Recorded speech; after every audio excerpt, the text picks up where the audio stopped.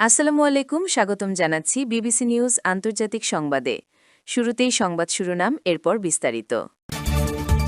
কিমের উত্তরসূরি মেয়ে না বোন, ঘনীভূত হচ্ছে প্রাসাদ ষড়যন্ত্র। আবারও কোরিয়ার ক্ষমতাসীন দলের প্রধান হলেন সেনাবাহিনীকে আরও সমৃদ্ধ করবেন কিম জং উন। আগামী মাসেই চীন সফরে যাচ্ছেন মার্কিন প্রেসিডেন্ট। দর্শক, এতক্ষণ শুনছিলেন সংবাদ শিরোনাম। এখন বিস্তারিত।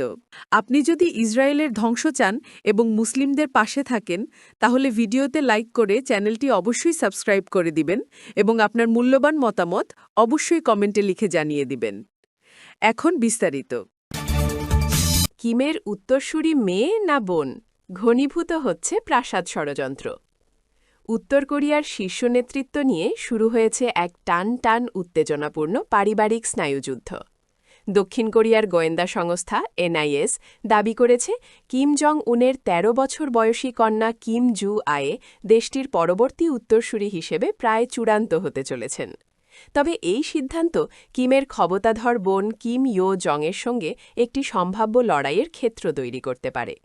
এই মাসের শেষের দিকে উত্তর কোরিয়ায় অনুষ্ঠিত হতে যাওয়া গুরুত্বপূর্ণ রাজনৈতিক সম্মেলনে কিম জু আয়েকে আনুষ্ঠানিকভাবে উত্তরসূরি ঘোষণার সম্ভাবনা রয়েছে, যা দেশটির রক্ষণশীল ও পুরুষতান্ত্রিক নেতৃত্বে এক নতুন মোড় নিয়ে আসবে। ২০২২ সালের নভেম্বরে ক্ষেপণাস্ত্র পরীক্ষার সময় প্রথম প্রকাশে আসা কিম জু আয়ে বর্তমানে নিয়মিতভাবে তার বাবার সঙ্গে সামরিক মহড়া, কারখানা পরিদর্শন এবং বিদেশ সফরেও অংশ নিচ্ছেন। দক্ষিণ কোরীয় গোয়েন্দারা আগে বিষয়টিকে গুরুত্ব না দিলেও সম্প্রতি তাকে চীনের নেতার সঙ্গে সাক্ষাতে নিয়ে যাওয়া এবং গুরুত্বপূর্ণ কর্মসূচিতে উপস্থিত করার পর তাদের ধারণা বদলেছে। মনে করা হচ্ছে কিম জং উন সচেতনভাবেই তার কিশোরী কন্যাকে পরবর্তী নেত্রী হিসেবে গড়ে তুলছেন। তবে এই পথে বড় বাধা হতে পারেন ৩৮ বছর বয়সী কিম ইয়ো জং, যিনি বর্তমানে উত্তর কোরিয়ার দ্বিতীয় শক্তিশালী ব্যক্তি হিসেবে পরিচিত। বিশেষজ্ঞদের মতে কিম জং উনের যদি আকস্মিক কোনো অসুস্থতা বা মৃত্যু ঘটে, তবে কিশোরী কন্যার চেয়ে রাজনৈতিক ও সামরিকভাবে প্রভাবশালী বোন কিম ইয়ো জংয়ের ক্ষমতায় বসার সম্ভাবনা অনেক বেশি। কিম ইয়ো জং ইতিমধ্যেই আন্তর্জাতিক মহলে তার কঠোর ও আক্রমণাত্মক মন্তব্যের জন্য পরিচিতি পেয়েছেন। আবারও কোরিয়ার ক্ষমতাসীন দলের প্রধান হলেন উত্তর কোরিয়ার ক্ষমতাসীন ওয়ার্কার্স পার্টি আবারও কিম জং উনকে দলটির সাধারণ সম্পাদক হিসেবে নির্বাচিত করেছে। পিয়ংইয়ংয়ে চলমান ক্ষমতাসীন দলের নবম কংগ্রেসে সর্বসম্মতিক্রমে তাকে এই পদে পুনরায় বহাল করা হয়। বৃহস্পতিবার ১৯ ফেব্রুয়ারি থেকে শুরু হওয়া এই কংগ্রেসের চতুর্থ দিনে রাষ্ট্রীয় সংবাদমাধ্যম কেসির একচ্ছত্র শাসন চলায় এই পুনর্নিয়োগকে একটি আনুষ্ঠানিক প্রক্রিয়া হিসেবেই দেখছেন আন্তর্জাতিক বিশ্লেষকরা। কংগ্রেসের উদ্বোধনী বক্তব্যে কিম জং উন দেশের অর্থনীতি এবং জনগণের জীবনযাত্রার মানোন্নয়নকে একটি গুরুত্বপূর্ণ এবং জরুরি ঐতিহাসিক কাজ হিসেবে অভিহিত করেছেন।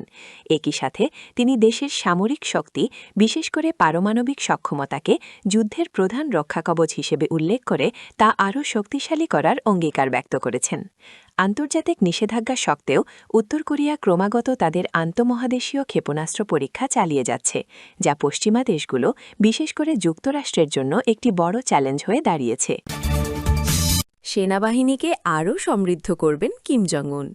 উত্তর কোরিয়ার সেনাবাহিনীকে আরও সমৃদ্ধ করার প্রতিশ্রুতি দিয়েছেন দেশটির নেতা কিম জং উন। গেল ৮ ফেব্রুয়ারি দেশটির সামরিক বাহিনীর প্রতিষ্ঠা দিবসের অনুষ্ঠানে এই ঘোষণা দেন তিনি।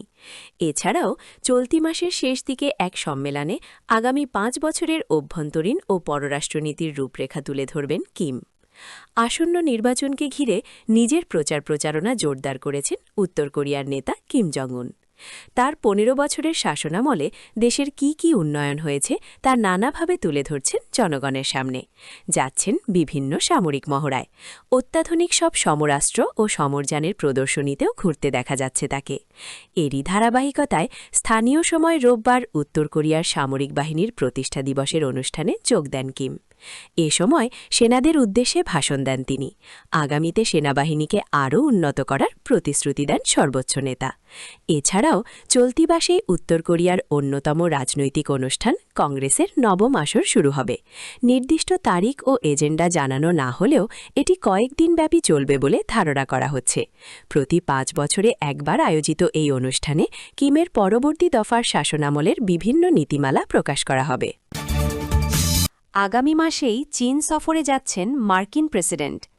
চীন সফরে যাচ্ছেন যুক্তরাষ্ট্রের প্রেসিডেন্ট ডোনাল্ড ট্রাম্প। আগামী 31 মার্চ থেকে 2 এপ্রিল পর্যন্ত প্রেসিডেন্ট চীনে সফর করবেন বলে জানিয়েছে হোয়াইট হাউস। এটা হবে 2017 সালের পর প্রথমবার কোনো যুক্তরাষ্ট্রের প্রেসিডেন্টের বেইজিং সফর। নিজের প্রথম মেয়াদে 2017 সালে ট্রাম্পের শেষ কোনো যুক্তরাষ্ট্রের প্রেসিডেন্ট হিসেবে চীন সফর করেছিলেন। গত শুক্রবার হোয়াইট হাউসের এক কর্মকর্তা ট্রাম্পের চীন সফরের তারিখ নিশ্চিত করেছেন। এর আগে ট্রাম্প ও চীনের প্রেসিডেন্ট শি জিনপিং দুজনই সাম্প্রতিক মাসগুলোই দুই দেশের মধ্যে চমৎকার এবং ভালো যোগাযোগ হওয়ার কথা বলেছেন। নিজের পরিকল্পিত চীন সফর নিয়ে গত বৃহস্পতিবার ট্রাম্পও কথা বলেছেন। চীন সফর প্রসঙ্গে ট্রাম্প গত বৃহস্পতিবার বলেন, এটা হবে জমজমাট এক সফর। তিনি আরও বলেন, চীনের ইতিহাসে এ পর্যন্ত যত আয়োজন হয়েছে তার চেয়ে বড় পরিসরে আমাদের উপস্থিতি ও আয়োজন নিশ্চিত করতে হবে। এমন সময়ে ট্রাম্পের চীন সফরের ঘোষণা এলো যখন মার্কিন সুপ্রিম কোর্ট বিশ্বজুড়ে বিভিন্ন দেশের ওপর ট্রাম্পের আরোপ করা শুল্ক বাতিল করেছেন।